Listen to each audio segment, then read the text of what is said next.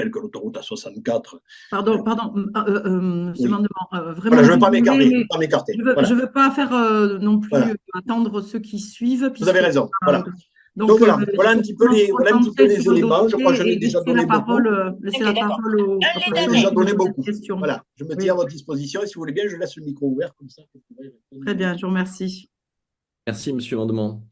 Peut-être pour finir votre propos, parce que je pense que c'est intéressant de ce que vous aviez évoqué par rapport au fait que vous avez construit ce projet de désenclavement du sud du Tarn.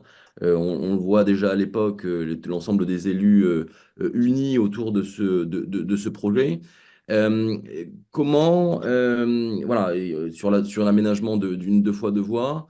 Alors, vous êtes en 2005, voilà, maire. Comment est-ce que Non, je suis plus élu en 2005. en 2001, pardon, en 2001. Comment est-ce que vous voyez quel est le regard que vous avez quant au choix qui a conduit? Vous l'avez rappelé, on voit que les CPER, et ça avait été dit par les personnes qu'on a auditionnées avant vous, avaient voilà, du mal à être exécutés. On a bien senti que c'était justement pour accélérer ce désenclavement du sud du Tarn qu'on était parti par la voie de la concession.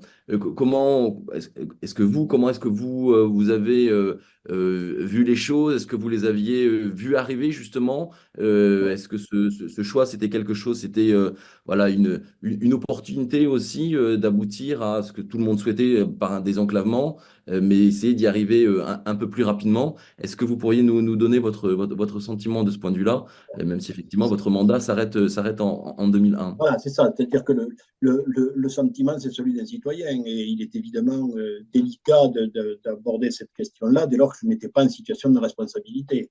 Je dis simplement que jusqu'en 2001, la position qui était la nôtre, c'était celle d'une route nationale à deux fois deux voies avec carrefour dénivelé et gratuite, bien évidemment, et d'autant plus gratuite que chacune des collectivités avait été amenée à participer de plus en plus, c'est ce que je voulais dire sur la déviation de Laurent, à son financement.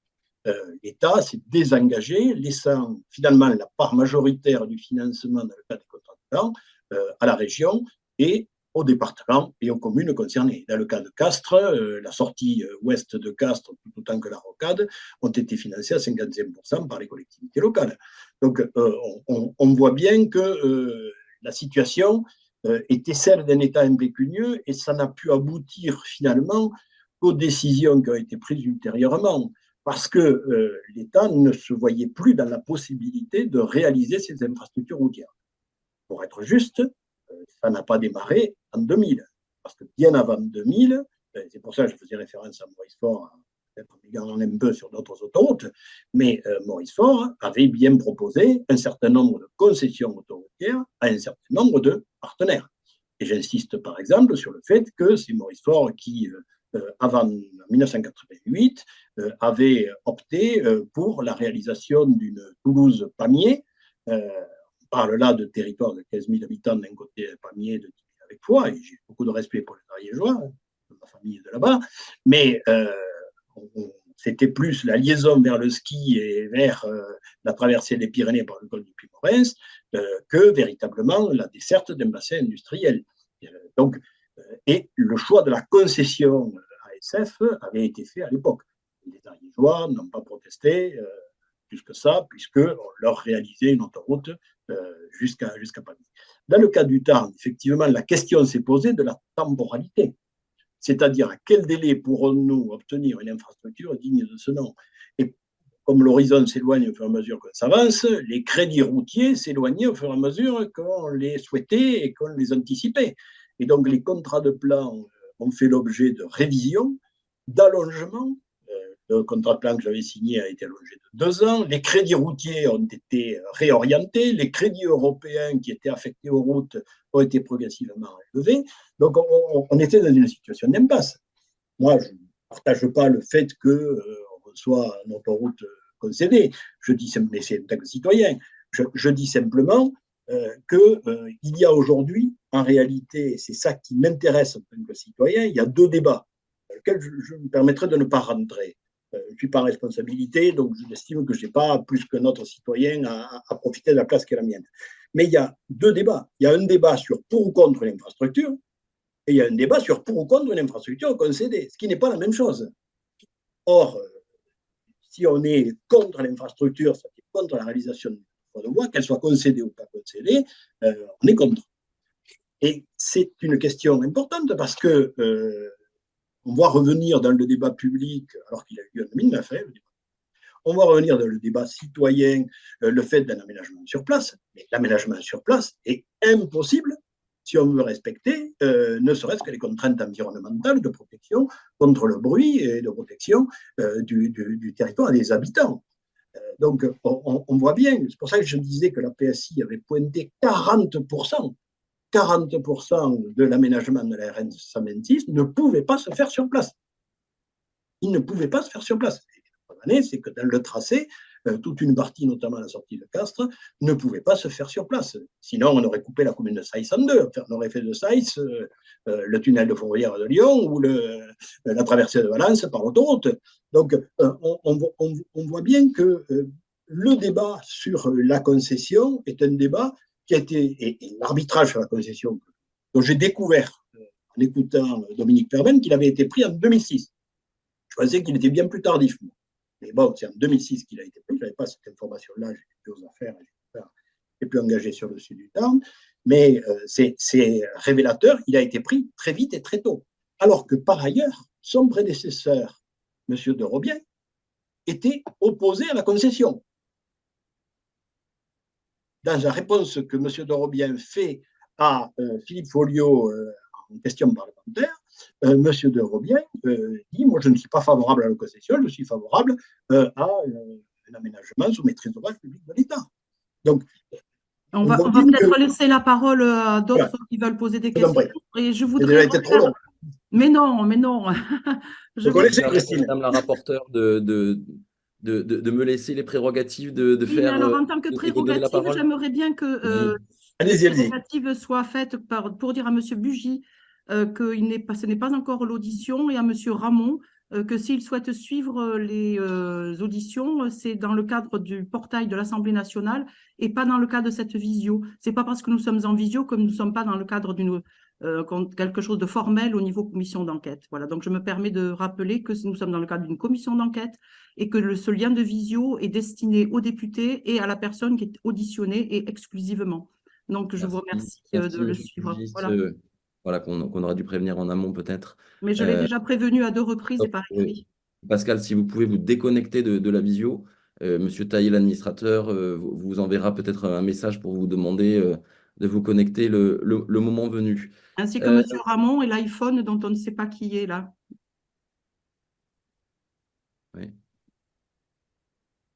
Je vais supprimer M. Ramon. J'espère qu'il ne verra pas de... Ne le supprimez pas, gardez-nous-le quand même. Je vais devoir lui demander. Oui, on en a besoin.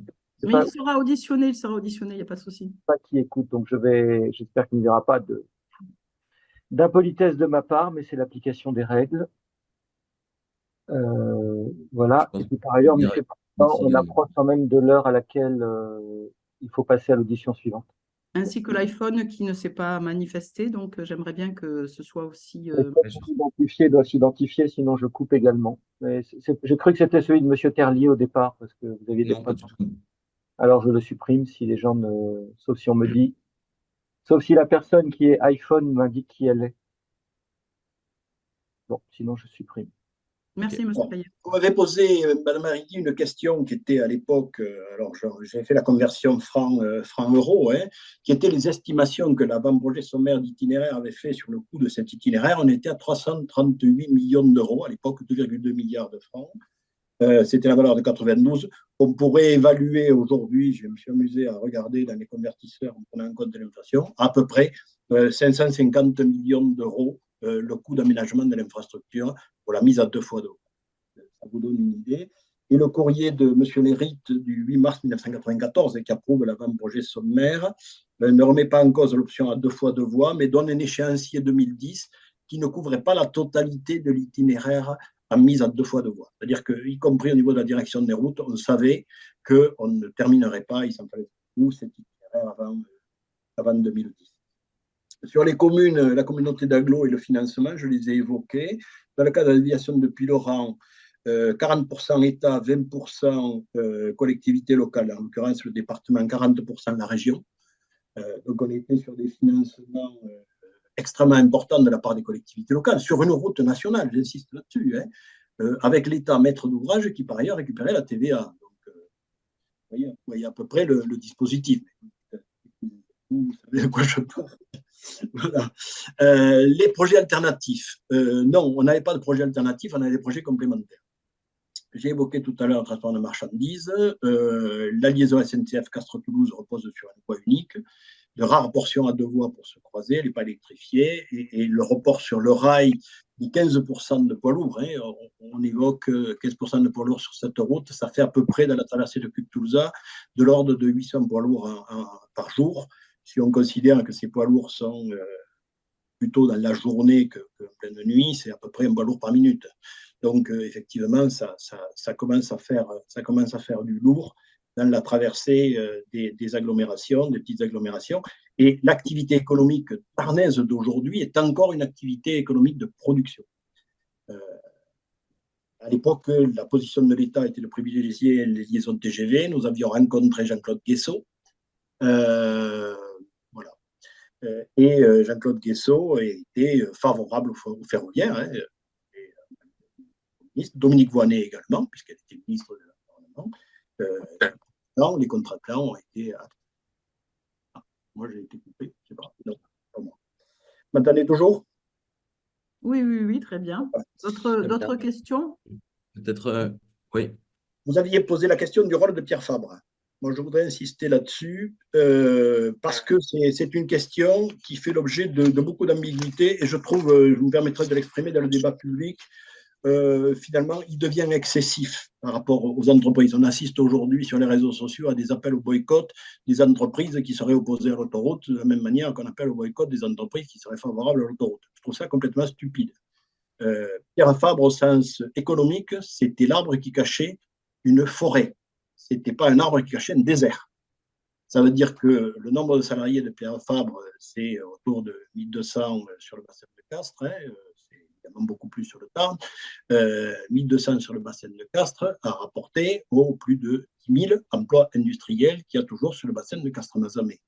Donc, c'est vrai que Pierre Fabre avait des relations au plus haut niveau, y compris le président de la République, Chirac, mais il a été toujours sur ce dossier ce que j'appellerais un citoyen engagé. Il n'a pas joué les intérêts de son entreprise et je dirais qu'il est décédé en 2013. On peut au minimum avoir le respect de sa mémoire. Au sens économique, donc, j'ai cité les entreprises, Aseptic, Valeo, Coprover, Menguise, le granit du Cidre, etc.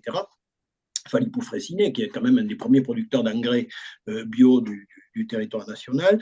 Et donc, on voit bien qu'il y a des entreprises. Le territoire du sud du Tarn, c'est des entreprises. La pétition de 1999 avait rassemblé 1240 entreprises, les chefs d'entreprise, pour demander le plan de rattrapage. Donc, c'était absolument énorme au niveau de la mobilisation. Mais évidemment, la stratégie de développement, et je l'ai développé longuement, et je vous prie de m'en excuser au début de mon propos, était une stratégie qui portait pas uniquement sur la question routière. Et elle continue aujourd'hui sur le bassin de Castres-Mazamet, à porter sur l'enseignement supérieur. Je crois qu'il y a plus de 2000 étudiants aujourd'hui à Castres, quand il y en avait 300 ou 400 au début des années 90. Donc, on va être obligé de conclure. J'ai Madame Héroudi là, qui veut poser des questions, parce que là, on est en Madame la rapporteure, sur s'il vous plaît.